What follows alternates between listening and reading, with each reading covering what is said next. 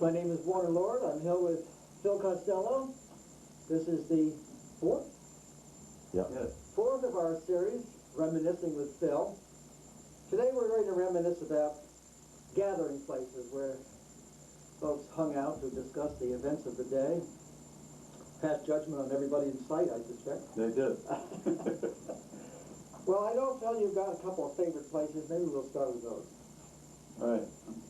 My all-time favorite watering hole, I call it, is the Cafe Lafayette, which I call the Belmont Cafe, because that's when I hung out there. I was a bachelor all of the days from the time they opened until the time the family left the place. Still a very fine restaurant called Legray, but the cafe has a life unto itself, and I'll save that for a little later in the program, but I'd like to give it a little plug at the outset. I'd like to tell one story I heard about Nick's. My father-in-law, or he was actually my stepfather-in-law, no blood relationship, used to hang out at Nick's, and he was great friends of the owners of Nick's and their regular customers. He called up Louis Argyros one day and said, "Louis, I want you to take a boat ride with me out to Faulkner's Island." He said, "I bought some goats, and I want to drop them off in the dark of night." Now, this is way back in the 50s when Faulkner's was an operating lighthouse, and they had 2 or 3 guys that lived out there. So they snuck out there and deposited 5 or 6 goats on the island and snuck away. Nobody knew who delivered them, and for the next week or 10 days, people along the Madison shore, mostly beach club people, and my father-in-law knew, would get their binoculars and watch these sailors chasing the goats, trying to catch them. They couldn't catch them. It was a great form of entertainment, which was conceived of at Nick's restaurant. But I have a list here. Let me just quickly skim it of places that I have personally visited over the years and have been the watering holes or the gathering places in Madison for people that like to have a cocktail with dinner. Some are new and some are old. The Beachcomber is one of the oldest. That was a summer drinking place across the street from Vicky's Corner, which is in Hammonasset. And when I was in college, the Beachcomber was in its peak. And by the time I got out of law school, the Beachcomber had closed, I think. But I thought I'd mention it because I bump into old-timers that remember and talk about the Beachcomber. The Dolly Madison has emerged from a Memorial Day to Labor Day summer inn and bar and restaurant into a 12-month-a-year business now. And I was very much involved in each transition because as the town attorney, I had to defend them in court every time the zoning commission gave them another variance. Zoning Board of Appeals, I should say. But they did gradually expand, and today it's owned by the lady who grew up working for her parents who owned the Woodlawn restaurant. And the Dolly has successfully grown and has a number of rooms and competes to some degree with the Wharf as a summer resting place for visitors to Madison. But it turns out a good meal also. And it became a popular place for people to stop in after they had had meetings of town boards and commissions and where will we go for a drink? Well, there were several places that were popular, but the Dolly was one of them. And after they become year-round, it was even more popular. The Park Casino, does anybody remember that? Do you really remember that, Warner? I do remember. Yeah, okay. It was in the building. It was originally the Hammonasset District School. Oh, okay, yeah. That goes back further than I do. Farther than I do. But Gene Rocca owned that during the 40s and 50s, and it was one of the 3 top restaurants in Madison, and it was in Hammonasset, set back off the post road about a quarter of a mile, so you couldn't see it from the post road. But that was a very popular place.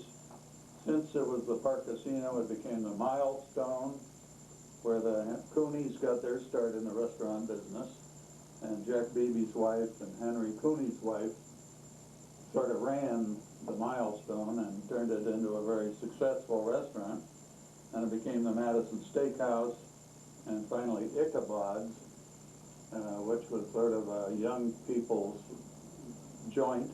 It was not so much of a restaurant as it was a place to party and play music. I remember something about mud wrestling with Corey. Very likely. And the guy that leased it from the owners apparently ran it into financial problems and left town in the dark of night. I understand he's now down in Hilton Head. In case anybody misses him, I can put him in touch. But that was the end of the Park Casino, because it's been razed to the ground. It's no longer a restaurant or even a building that you can walk around in. To the other end of the town, we had the Seashell Restaurant, which was the very first restaurant I ever ate in Madison when I was in college, and my father was looking to buy a home in Killingworth from Arnold Strode Jackson, who was a famous winner of the Olympic mile in 1912. And he was old then, I thought, but he lived a lot longer than that. And we had dinner there, and the lady who was singing was from 52nd Street in New York. She was a real nightclub singer, my first one I ever saw in my life, because I came from Nebraska. I never saw any nightclubs out there.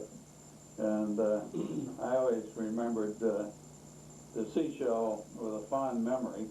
It later became a place where the JCs had their monthly meetings, and it deteriorated finally to where the Hobnob moved in there and fixed it all up and made a very successful family restaurant out of it.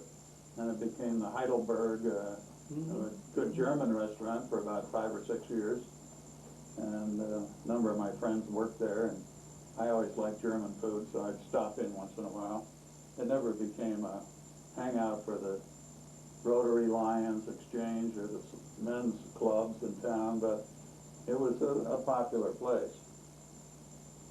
Feel free to interrupt if you find me steering too far afield. The wharf came along later when the Milestone was sold, and Hammonasset and the Coonies decided to buy the old lodging house for the people that worked the docks in Madison back when in the 19th century, and see if they could turn it into a nice hotel and restaurant. And thence came the name Wharf, and that spread out. It has enlarged. It was just a 3-month summer place for the service of food and alcohol at the beginning, and we had a famous court case that the neighbors on the beach opposed the Wharf getting a liquor license, and the zoning board that had been so good for the Dolly Madison was good to Cooney and Beebe and granted them a liquor license, which was appealed to court. And as the town attorney, I represented the zoning board, and a lawyer from Guilford represented Cooney and Beebe, and we won the case at the trial level, but they appealed it to the Supreme Court of Connecticut. And I truly believe that the survival of that depended on a liquor license, and that's what the trial judge felt. But there were cases that said that a liquor license, the absence thereof, is not a hardship, and therefore the variance was illegal, and that was the basis of the appeal. Unfortunately for the owners, the lawyer who took the appeal had a mental breakdown and never perfected the appeal. So the case was tossed out of court, and the wharf survives with a liquor license. But that was the whole success of that restaurant. The hotel might have survived, but the restaurant never would have without a liquor license. And it's been a very popular Well, they had a place. serious fire there. Yes, they just built the new bar wing of the restaurant, and it all burned to the ground. And the fire department saved a 100-year-old building that was the rickety old hotel, but they couldn't save the brand new bar and restaurant. However, it was rebuilt, and I stayed there once in what they called the Honeymoon Lodge, when it was a residential hotel. What is now the favorite corner in the upstairs dining room at the,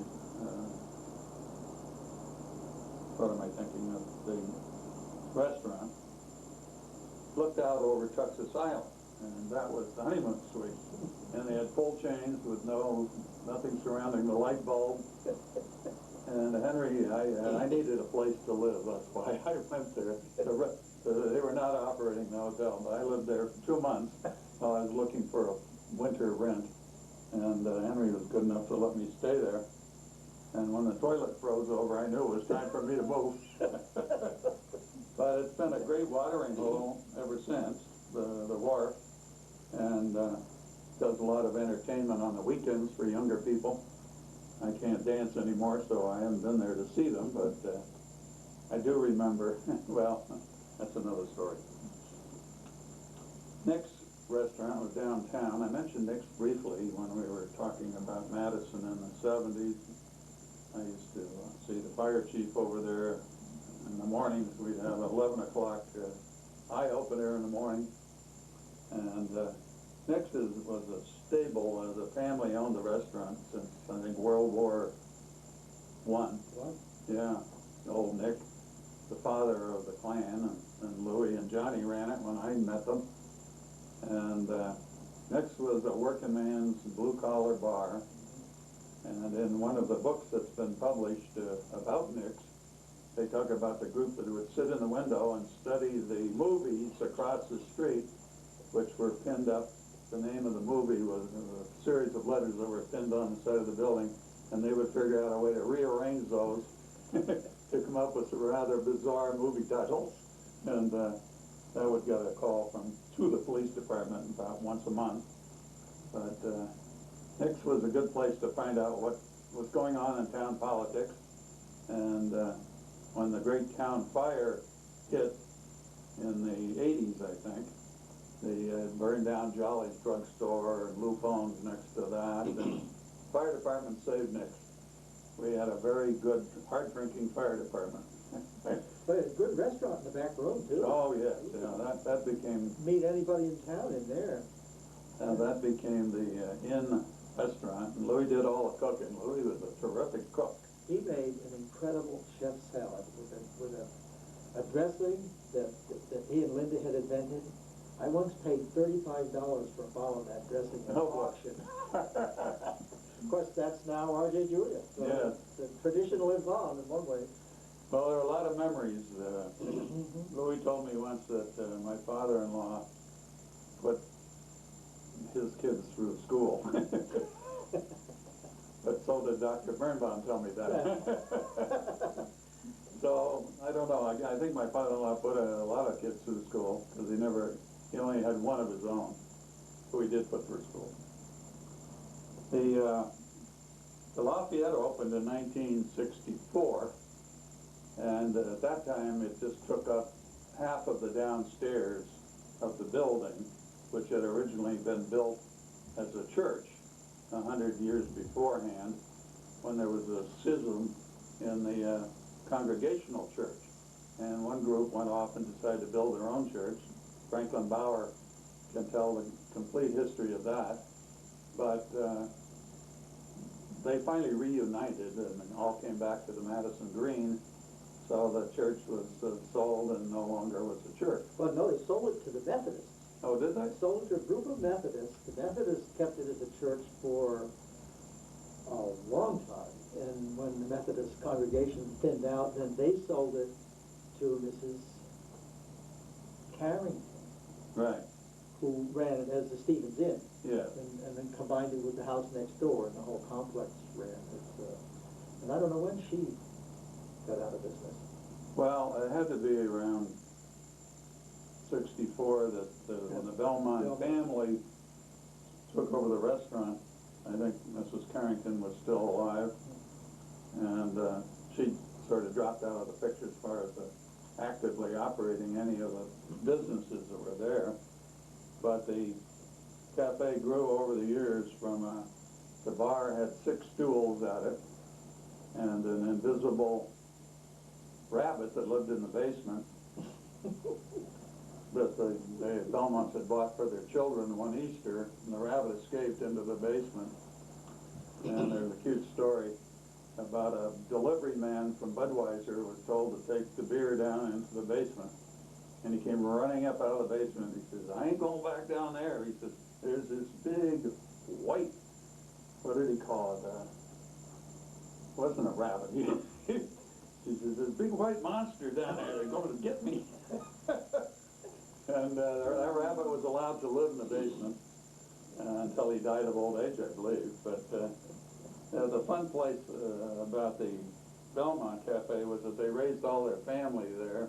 All their children would bartend when they got to be old enough before they went off and escaped. But they had 3 boys that have all done well. Jimmy Belmont, some of you will remember, he was the oldest. He was a good baseball pitcher. He joined the military, and he fought in the first Gulf War in 1990, 91, and then he came back and stayed in service, and he just came back from fighting in the second one. And he's retired now, but he was the only person I know that had 2 trips to the Middle East. Now, going up north, we have the Unicorn. The Unicorn was Pat Enright's beginning in the restaurant business in the North Madison Circle Shopping Center. And that was a very popular place for golfers to go from downtown, because Pat had all these friends that loved to go up and eat and drink up there. And that worked out for about 5 years until the police started scooping them up on the way home. And it was a long drive up Route 79. That's about the only way you could get there from the country club. And they stopped going, the golfers. And once the golfers stopped going up there, it became more of a neighborhood restaurant, which it still is. It's Noodles today.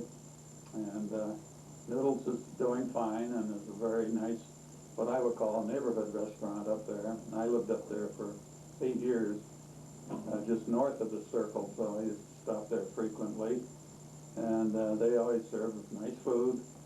But when it was the Unicorn, it was more of a rollicking watering hole for the golfers. You mentioned Owned the Park Casino. He didn't want to retire, so he organized a restaurant in downtown Madison. I call it Gene's. You had another name. It was called the Colonial Restaurant. Colonial, yes.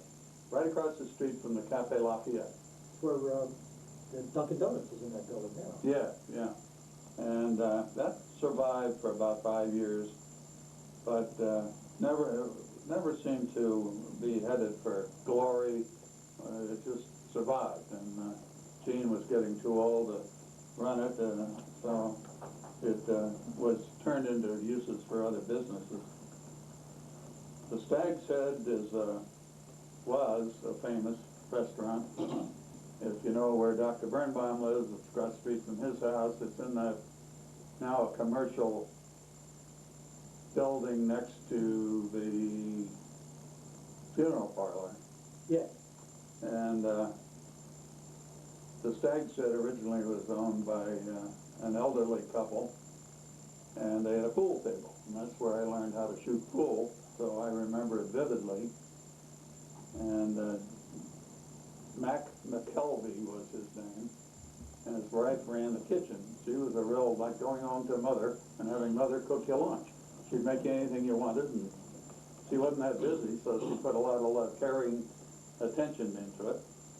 But the Stag's Head had a few tenants that lived in their little outbuilding.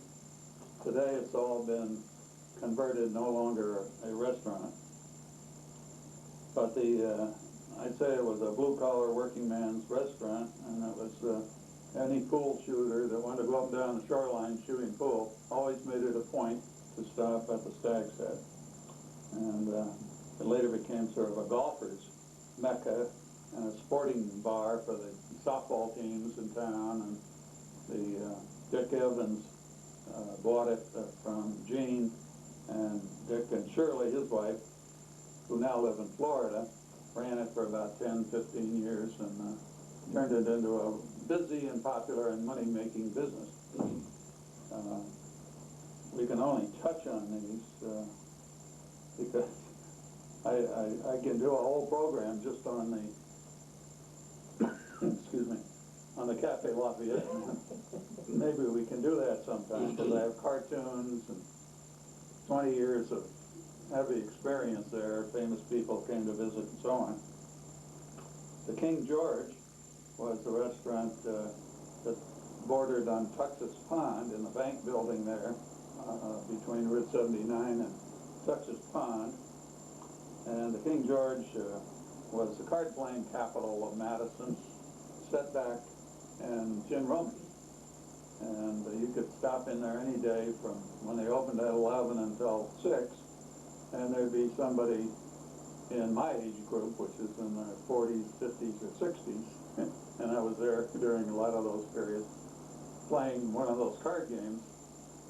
And Frank Gibson ran it, and his son later helped him run it. Frank now lives in North Carolina. But the King George was, I would say, where everybody would go when they left the Cafe Lafayette. But in the evening it became a young people's place, and Frank's son and his gang would take over around 6 o'clock. They had a band, and they'd have parties and music, and it was almost like a double personality, a split personality, that restaurant. But it was very popular for a period.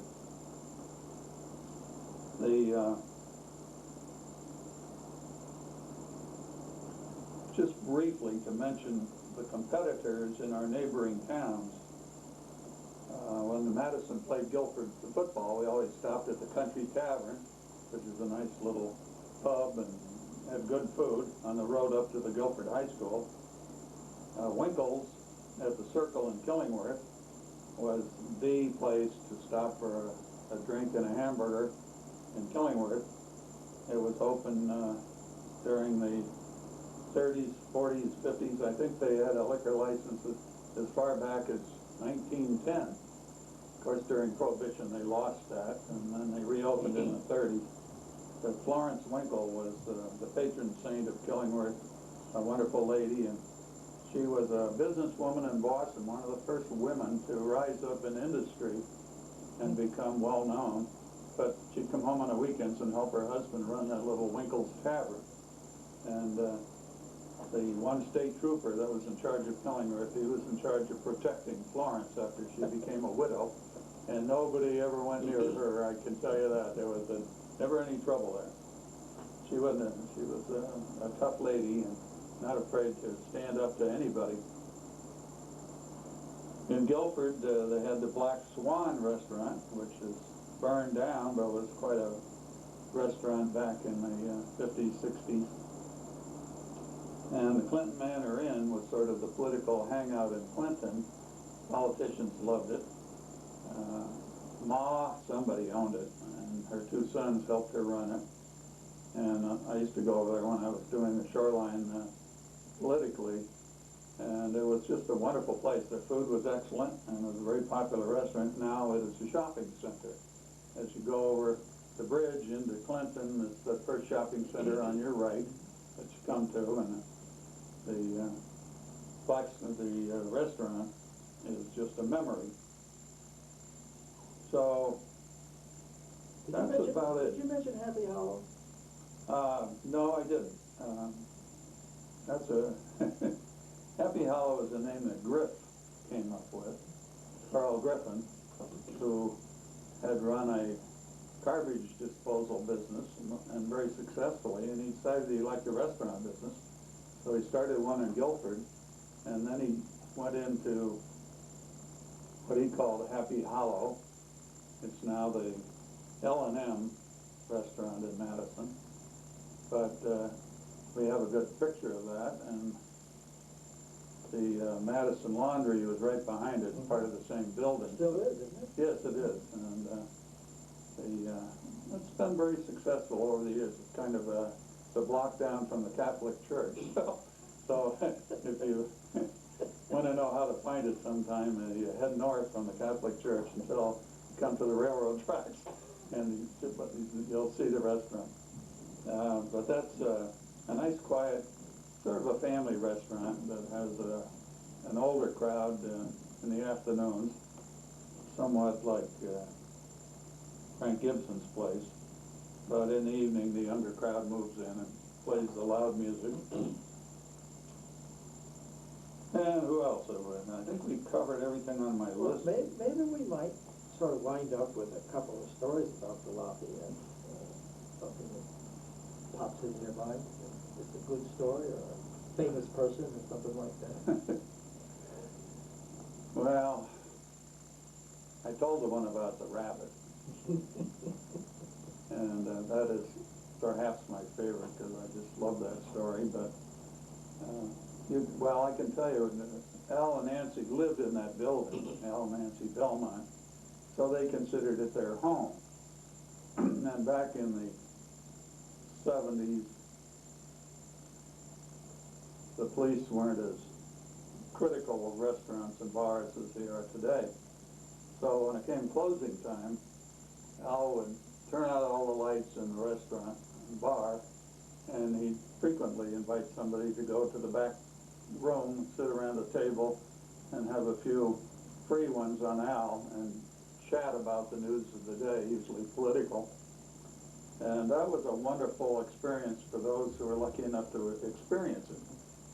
Not too many people were invited, but it would be different people each time. And I was single at the time, so I closed up a lot of places, and I would get invited to sit in also.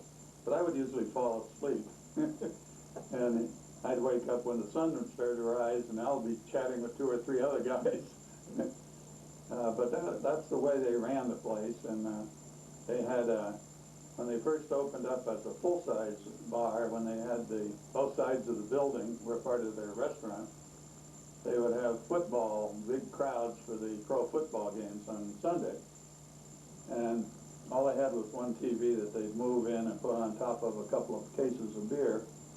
But if it was a really important beer, you could get up to 6 cases of beer, and it'd be way up so everybody could see it. And that's how you knew how important the game was, by the number of cases of beer.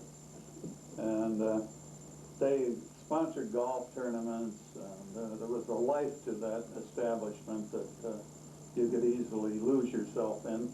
Yuppie Hollow Country Club, which never was an existing restaurant or bar, was founded at the Café Lafayette because of a dispute that had developed about members on the waiting list at the country club.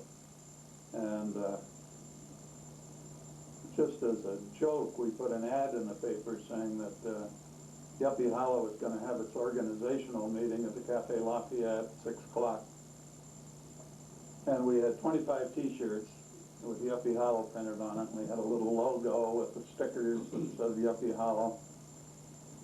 And we're sitting there, and all of a sudden we look out the window, and there's a line of 65 people out in front of us waiting to join Yuppie Hollow. And there was the newspaper, the Shoreline Times, gave us great coverage of our opening. And so the first night, our membership leaped, and we didn't have enough T-shirts. For a $25 lifetime membership, you got a T-shirt that said Yuppie Hollow Country Club, you got a sticker, you got a free drink at the bar, and all of those giveaways cost us about $20, so we figured we made $5 per member. But we got up to 237 members, and we had meetings for about 5 years at the cafe until Ellen closed it up and sold it. And we had a lot of fun there. And we had golf tournaments at the miniature golf place in Clinton. We didn't have our own golf course, and of course, we were still battling with the Madison Country Club, so we wouldn't go there. But none of our members knew how to play or even what the battle was all about. And so Yuppie Hollow existed, and sort of like a meteor, it just flashed for 5 years and then disappeared. But I thought 237 members. We had branches all over the country. Anytime somebody moved out of town, they would open up a branch of Yuppie Hollow with 1 or 2 members. So I guess that is a little tidbit that I had forgotten. Well, that's probably a good place for us to bring this to a close. I do want to comment that, as I recall, one of the things that grew out of all of these places was your collection of cartoons, which became political comments on everybody and everything in town, I guess, and we might try to weave 1 or 2 of those into our... I'd love to do that. I've been afflicted, so I can't draw anymore, and I can't really handle paperwork, as Gail can tell me. I dropped all my stuff down the cellar stairs and she had to pick it all up. But I love the cartoon. That was my hobby all my life, starting in high school. And someday I may donate them to your archives here. But I've been drawing cartoons since I was 12 years old, and I have the history of Madison covered with a couple of thousand colored cartoons, and plus a few hundred more black and whites. But I have a wonderful collection on the cafe, which I brought down that we could look at today, and it does cover some of the insides as well as outsides of the cafe. Well, by way of a teaser, we might put 1 or 2 cartoons into this show. Sure. But here we are, ended our 4th session. We're getting to be a real TV star here. I haven't had any phone calls. Of course, I don't even have my phone listed in the phone book anymore. I'm sort of a wandering minstrel. But if anybody wants my phone number, have them call the town archives. All right, we'll give out your phone number. Okay. For your information, copies of this series, Reminiscences with Phil, are available at the Scranton Library. You can go there and check one out and view it at your leisure. Great show. Thank you, Phil. Yeah, thank you.